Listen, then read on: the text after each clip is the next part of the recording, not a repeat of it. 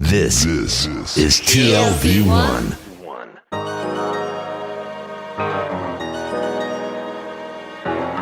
The Tel Aviv Review. Hello and welcome to the Tel Aviv Review. I'm your host, Gilad Halpern. Every week we bring you conversations with authors about the books and research and other things that we like.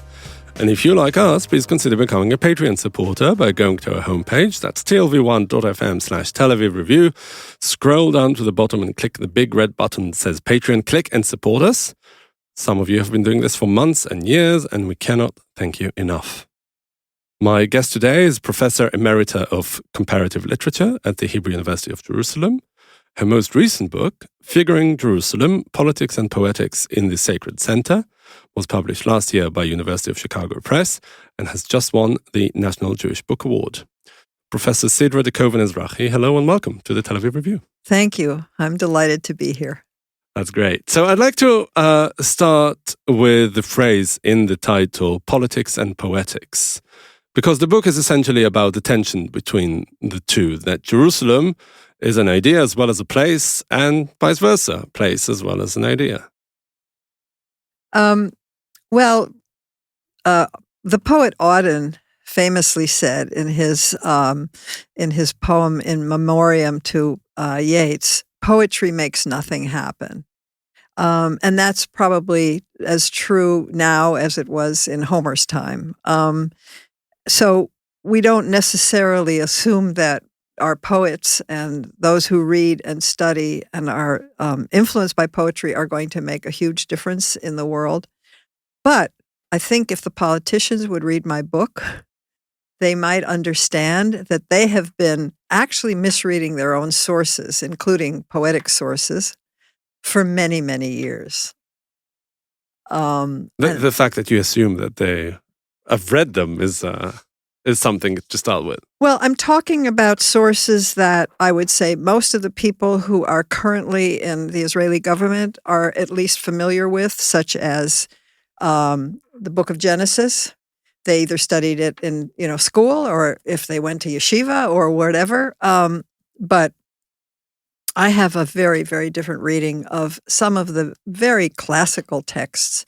And the first part of the book really considers texts like The Binding of Isaac, Akedat Yitzchak, which I read as a comedy. So I'm obviously reading it against the grain of what most people have assumed this. It's not just what the story is, it's how it's been used and how it's been appropriated to signify Jewish martyrdom over the years. Same with Song of Songs and also the Rambam Maimonides' Guide of the Perplexed. Why these three? Good question. Because there are personal reasons that I won't go into. It has to do with my own affinity for these texts, but it also has to do with, I think that these are among the building blocks of Jewish civilization and of Jewish experience. And when I say Jewish, it's obviously the civilization that was founded after the destruction of the temple, the so-called Second Temple, which was really a third temple, but by the Romans in the first century of the Common Era. And it took a few centuries for something that we understand as Judaism to evolve.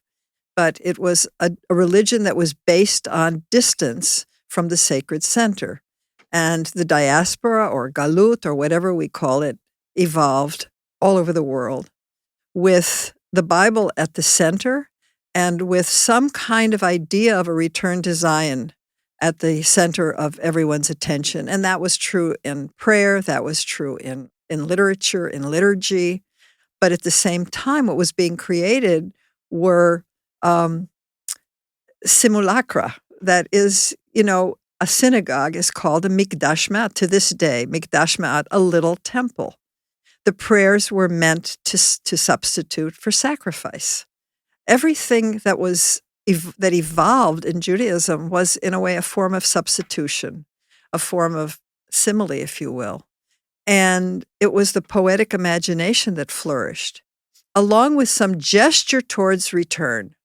But it was the Rambam and others who taught us, she'af al pi sheyitma mea ani ma'amin, that not just that even though the Messiah tarries, I will believe in him, but because the Messiah tarries.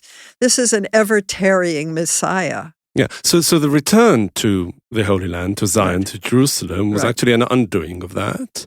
Well, and so I want to, before you contend that, I'd like to say, how do you think that the current politicians today, who are perhaps carrying out this mission in the way they see fit, and even the predecessors in the Zionist leaders along the last century or so, why is their reading of these sources mistaken? Well, first of all, I think when we talk about return to Zion, this genie was let out of the bottle only after 1967, because for the first half century of Zionism, and even the first 20 years after the establishment of the state, Jerusalem was out of our control. So we maintained the same practices, whether it was in prayer or poetry or whatever that we had established over 2,000 years.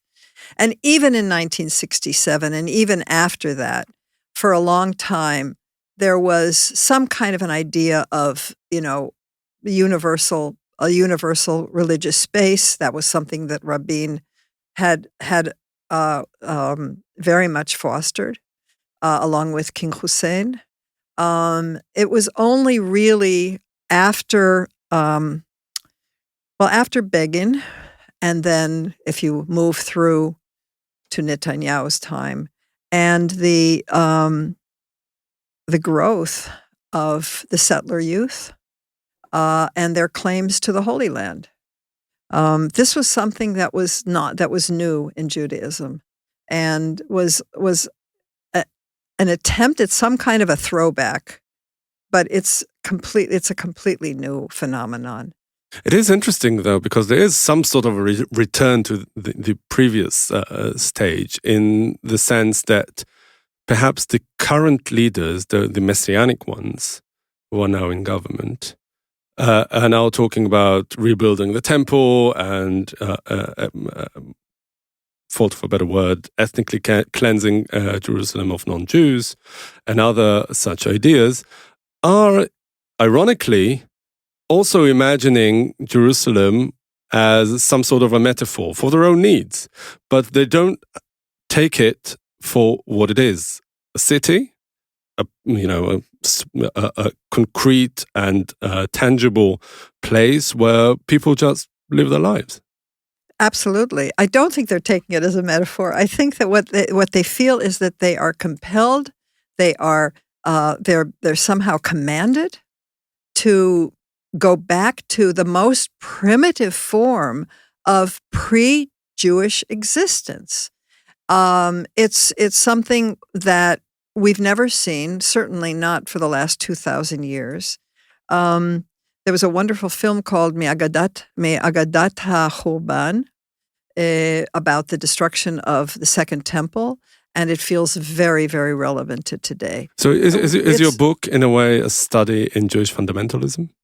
No, because what I'm doing, the assumption is as I said, the assumption is that Judaism evolved at a distance from the sacred. Judaism evolved as a religion of simulacra, of all kinds of gestures towards Jerusalem, without the appropriation of some kind of primitive forms of worship. It's interesting because you did tell me before that this idea was gestating for about 20 years before you actually wrote the book and published it. Yeah. So it's not like you're living up to some political fad at the moment. It's not a political manifesto per se. I could not, in my wildest nightmares, have anticipated how relevant this book would be when it came out, because what I was doing in this book actually was engaging with the texts that are most precious to me, the biblical texts, the medieval texts, Moreh Nevochim, and the two authors of Jerusalem, the two modern authors of Jerusalem, Agnon and Amichai, who are most precious to me, but also whose stance vis-a-vis Jerusalem is, I think, very, very revealing. So I had no conscious political agenda. I'm happy to read actually from a passage, if that's Please. Sure. that I wrote just as the book was being finished. This is the end of the prologue, and this section is called The Wailing Wall. I wrote the last draft of this book during the coronavirus lockdown of the spring of 2020, when the plaza in front of the Wailing Wall was devoid of its usual crowds. Yet the empty space revealed a profound truth. As with all religious shrines, what has made this site holy is the procession of worshippers over the centuries who have desperately poured out their hearts and their prayers. It became sacred not because of the presence of divine grandeur, but by the accumulation of human pathos. No one put it better than Mark Twain in his irreverent version of One Pilgrim's Progress. Towards the end of Innocents Abroad, after visiting the Church of the Holy Sepulchre in Jerusalem, he allowed his Protestant American skepticism to fall away briefly in the face of the generations that have sanctified the place. For 1,500 years, its shrines have been wet with the tears of pilgrims from the earth's remotest confines, quote unquote. Imagining the wall, wailing in its loneliness, provided me with a forlorn hope that we too might yet learn something about how to heal the wounds at the center of our being, though that is not likely to happen in my lifetime. The final editing of these pages was accompanied once again by the noise of war, as unrest in the Sheikh Jarrah area of East Jerusalem bled into the violence on, where else? The Temple Mount, Haram al-Sharif, which led to hostilities between Hamas in Gaza and the Israeli military. And of course, we've just seen a repeat of that. As I write these words, it appears that the oldest fraternal rivalry in the monotheistic world shows no sign of abating, and that the world's most precious 37 acres of real estate may always remain the site of ultimate sacrifice. Now, I want to again emphasize what Jews forget and Christians helped us to forget, which is that Isaac was not sacrificed. We forget that because in the wars with the Christians and in our own need for some kind of a sign of martyrdom, all the different piyutim and all the different, the various comments upon Isaac's binding basically sacrifice him. And we forget that he wasn't sacrificed. We forget that he was saved. It's true that he becomes very quiet afterwards and probably suffers from some form of PTSD. But Abraham was not sacrificed. And that lesson is one of the lessons that we have forgotten.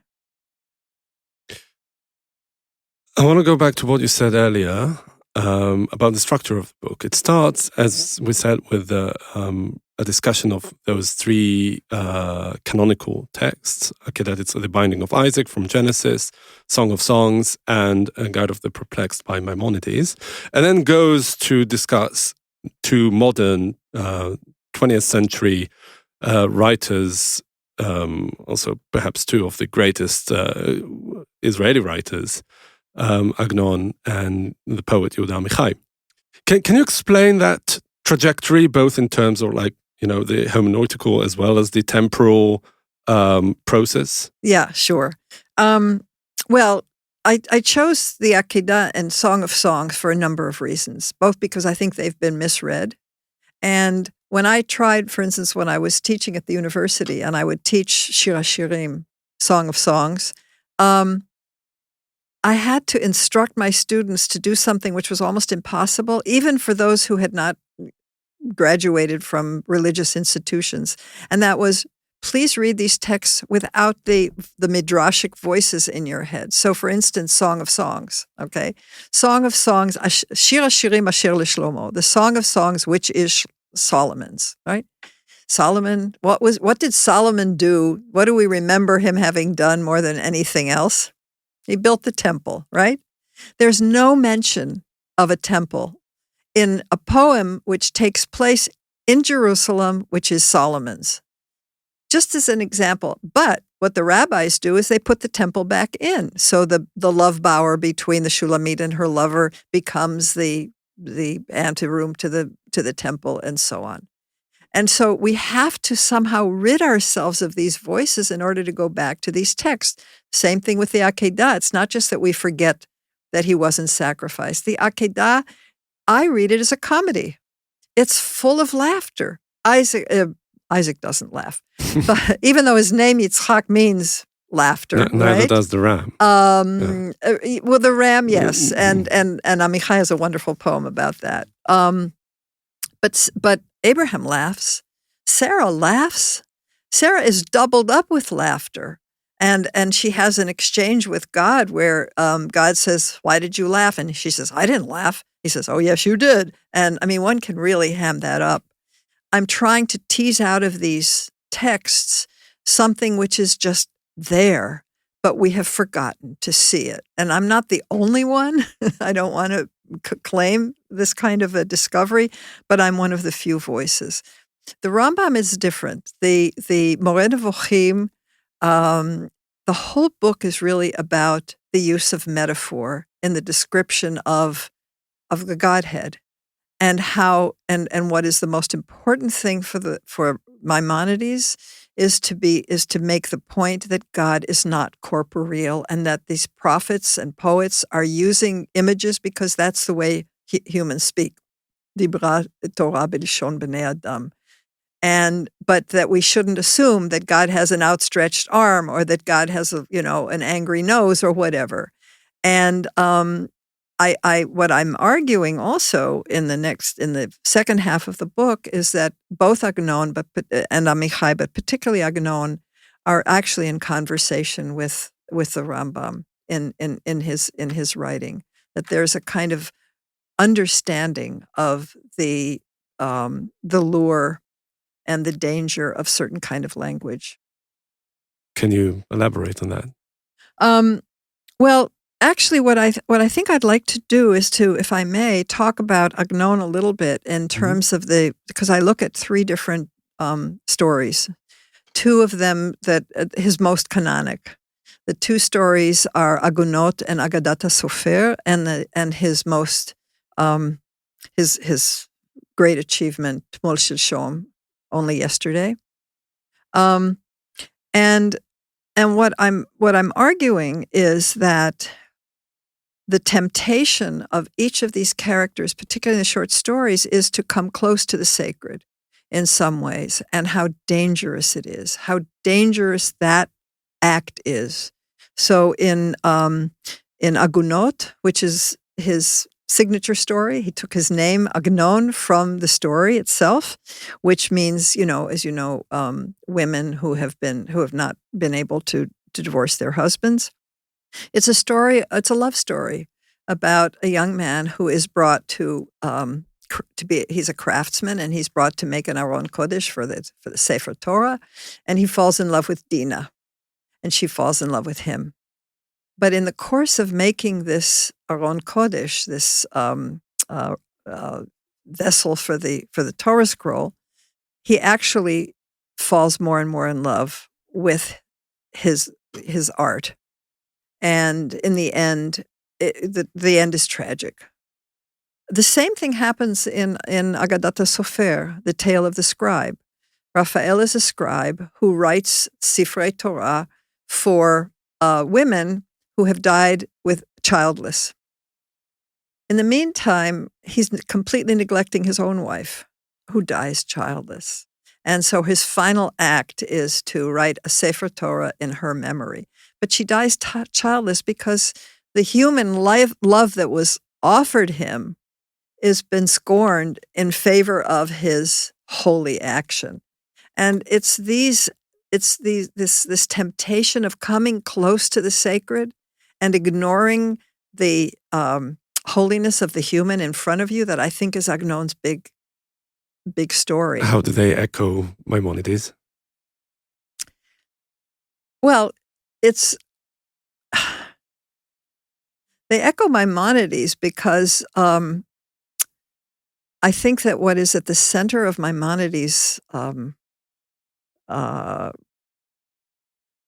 whole oeuvre is the understanding that language itself is just a human tool, and that we have to make sure that we don't try to get close to the divine, because the divine is everywhere. Melo kol haaretz kvodo. The divine is not confined to a place. I mean, it's even in the Bible. When King Solomon says to God, he's very proud, and he says to God, I had a beautiful home, and now I've built you a home, or he's about to build a home, and God says, no. He doesn't say no, but he says, Tivne bayit lishmi, build a house to my name. And what I understand is that this is the house of prayer, any house of prayer from which human prayers can go up to the divine. It's all over. It's really interesting that you focus on these two modern authors, both Agnon and Amichai, because they embodied in their own life story this very 20th century Jewish story, in the fact that they were both born in Europe, Agnon in Ukraine, in today's Ukraine, and Amichai in Germany, and came to Palestine as young men and became these canonic writers of Jerusalem. And in many ways, what you're saying, and I think that our listeners might also detect that American accent of yours, because you have your own biography as well, that, it's really this tension between a diasporic existence and a rooted existence in the land of Israel, from which all these issues emerge. I think that's very perceptive, okay? And if it's okay, I'd like to respond to you by reading a poem that Amichai wrote, which I think relates to that. And that has to do with how do we navigate the spaces, let's call it the secular space from which we came, and the holy space of Jerusalem. So I'll read it in Hebrew and then I'll read it in English. Lama Yerushalayim? Lama lo Bavel, עם מגדל בבל ושפות רבות? למה לא רומא עם הקטקומבות? למה לא מכה עם האבן השחורה? למה לא ונקובר עם דגי הסלומון שעולים אליה מן הים וזוחלים על גחונם במעלה ההר הקשה, כמו עולי רגל מחפרים, עולי סנפיר וקסקסת, והם מגיעים למרום ומשריצים ומתים. Why of all places Jerusalem? Why not Babylon with her Tower of Babel and her babbling tongues? Why not Rome with her catacombs? Why not Mecca with her black stone? Why not Vancouver with her salmon that ascends to her from the sea, crawling on their bellies up the hard mountain slope? Like atoning pilgrims, kosher pilgrims of fin and scale that arrive at the blue heights, spawn, and die. I think that last line, spawn and die, actually carries all of the nuances, and I think that what Amichai is putting his finger on here, as in so much of his poetry, I don't want to call it a death wish on the part of many Jews and Israelis. It's a sense of arrival and culmination, and eschatology, which is actually very, as I'm trying to say, very foreign to Judaism if we look at the classical texts. But it's very, very enticing. What does I want to answer you about Agnon too, if I may. Please.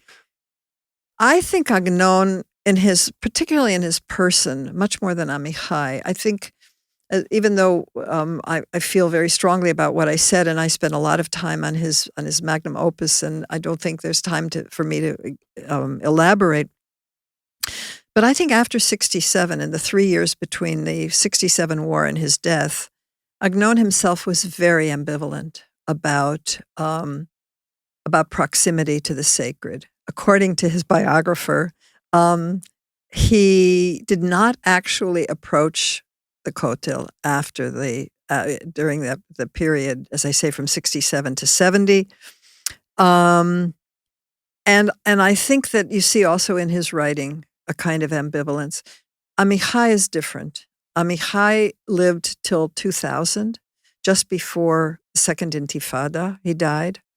And he understood the dangers, but he also created a kind of poetics of dialogue, poetics of hyphen, as my colleague Hannah Kronfeld calls it, hamakaf, which is the sort of the vis-a-vis of human beings, and that includes Arabs and Jews, and that includes lovers.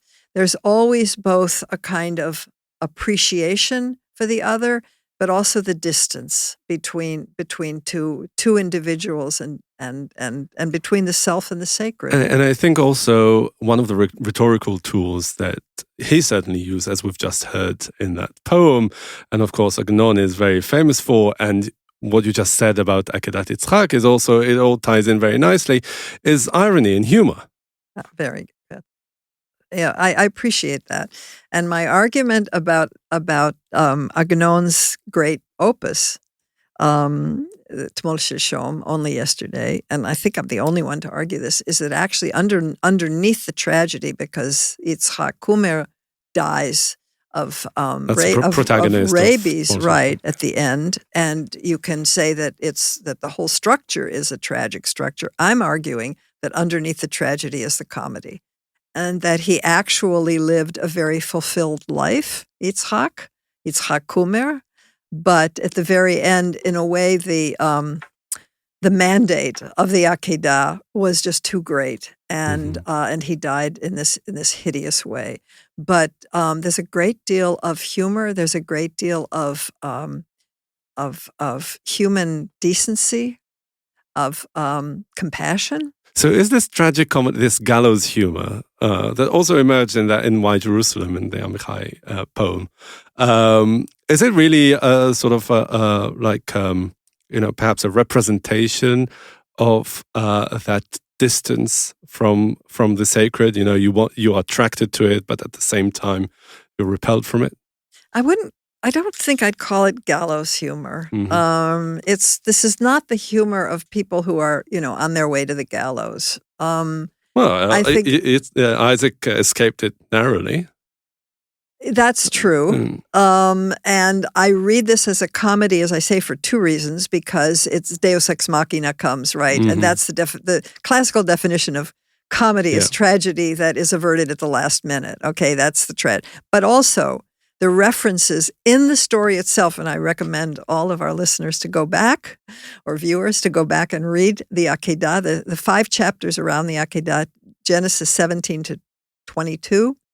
The word sachok appears in one form or another to laugh 20 times, right? And so it's a motif, and one has to pay attention to that if one is serious about sort of a literary approach to to the classical texts.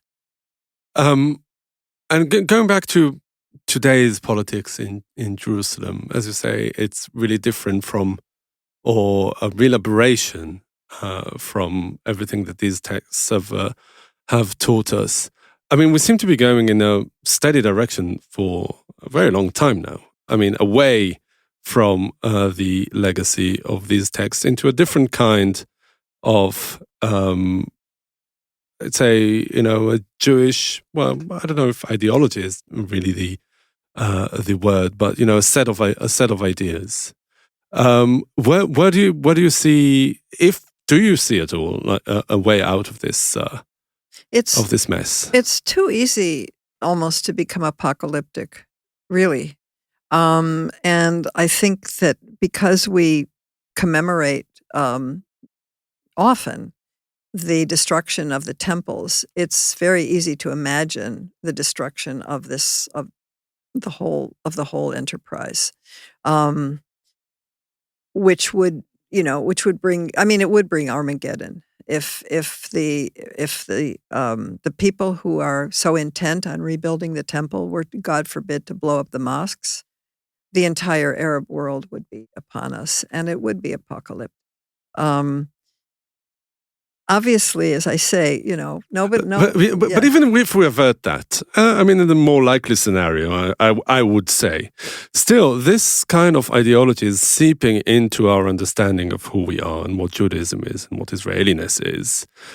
And if I understand your analysis correctly, this process, this corrosion, is destructive. I mean, we have, as Israelis, as Jews, as Israeli Jews, have in one way or another to reinvent ourselves. So, it's interesting. We're sitting in Tel Aviv, and I live in, Medinat Yerushalayim, which so many people who live in Tel Aviv, and this has been going on, as you know, for years and years, they won't even step foot in Jerusalem. They don't have any connection to it. And that's why this government and all of its edicts are coming as such a surprise. I think for many of us who lived in Jerusalem, it's less surprising. It's terrifying, but it's less surprising. Because you've been living with it for some time. Yes, because of the fact that, the yeshiva students are studying the Talmud. They're not even reading Bible. When they say they're studying Torah, they're reading the Talmud. And the Talmud is telling them that the Song of Songs is actually, they're not even allowed to read the Song of Songs. They read Shir HaShirim Rabbah, which basically tells them that, this represents the temple and that represents it. And that's what they've learned. And I feel, I want to believe that the kinds of texts that we're looking at, that I'm looking at, will still reverberate in another 100 years, another 200 years, in the classrooms, in the universities. It feels like we're living through very dire times, and we don't really know how this is going to play out. But I do believe, as I said in this book, that the politics and the poetics are very, very tightly enmeshed.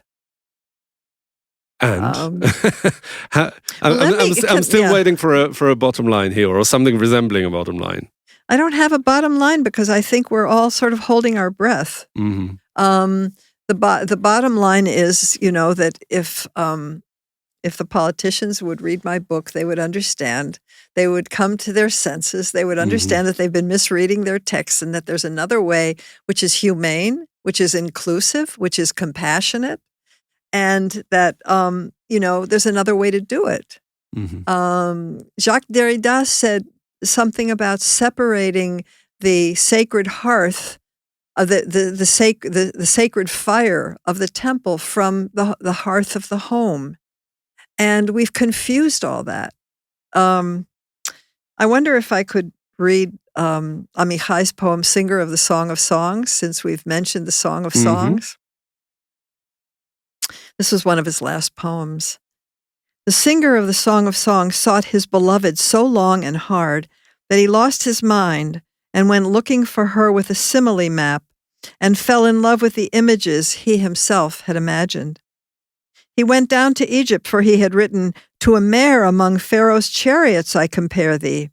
And he went up to Gilad to see her flowing hair, for he had written, "Thy hair is like a flock of goats flowing down Mount Gilead." And he went up to the Tower of David, for it says, "Like the Tower of David is thy neck." And he got as far as Lebanon and found no peace, for it says, "Thy nose is like the Tower of Lebanon that looks out toward Damascus." And he dashed off to the desert, for it says, "Who is that rising from the desert like pillars of smoke?"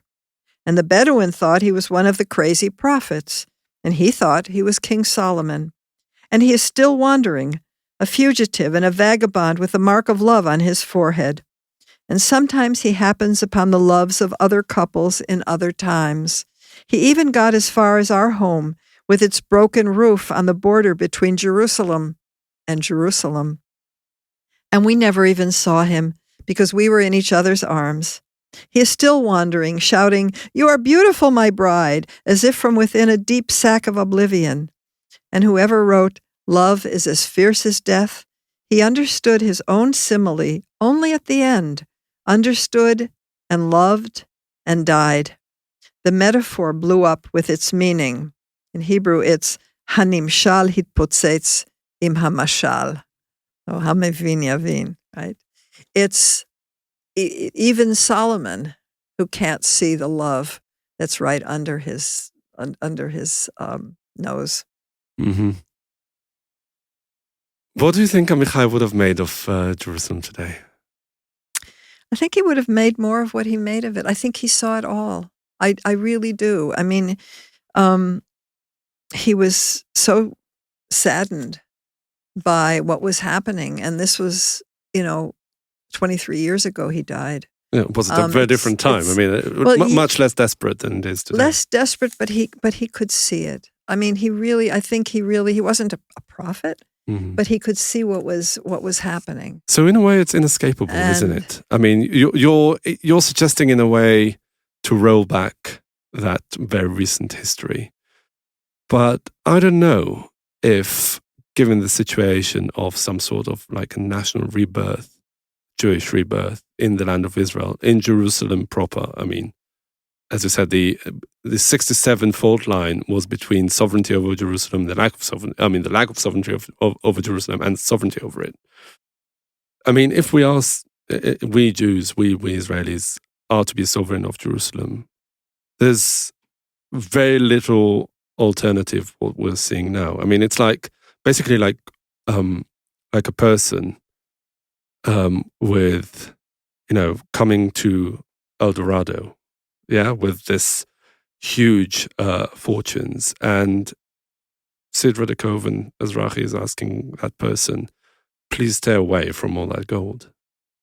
I think that's a wonderful analogy in a way, because the attraction of the sacred center, I mean, it really is a kind of gravitational pull that it has on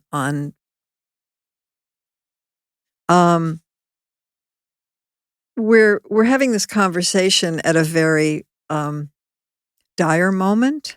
I want to believe that maybe within the next couple of months things will change for the better. Obviously, the protest movement is vibrant and it's not going away, and it encompasses so many people. I want to believe that my young colleagues at the Hebrew University and the students who are coming up will be able to read these texts with the freedom that I brought to these texts, that I'm inviting them to bring to these texts and all the other texts. We don't know that, do we? We're lucky not to be able to project the future. But it's a very serious moment. And it didn't have to be that way. I really do believe if Rabin had not been assassinated, we would be in a very different place, because a very short time before he was assassinated, he and King Hussein were already preparing for the city of Jerusalem to be a shared city. Mm-hmm. It didn't have to, Hayaya Choliot Acheret, as we say. In the absence of that, all we can do is read Figuring Jerusalem, the award-winning book by Professor Sidra de Koven Ezrahi. Thank you very much for joining us today. Thank you so much. And many thanks to Itai Shalom, the manager of TLV1 Studios. And now we've got a request, because many or most of you listen to us on the Apple Podcasts app, and we would like to ask you to please write us a review of any kind. You too can support us by going to our website and subscribing onto our Patreon campaign. Check out our archive. It has something like probably close to 1,000 interviews. Like us on Facebook, follow us on Twitter, and most important, join us again next week for another edition of the Tel Aviv Review. And until then, from us here in Tel Aviv, goodbye.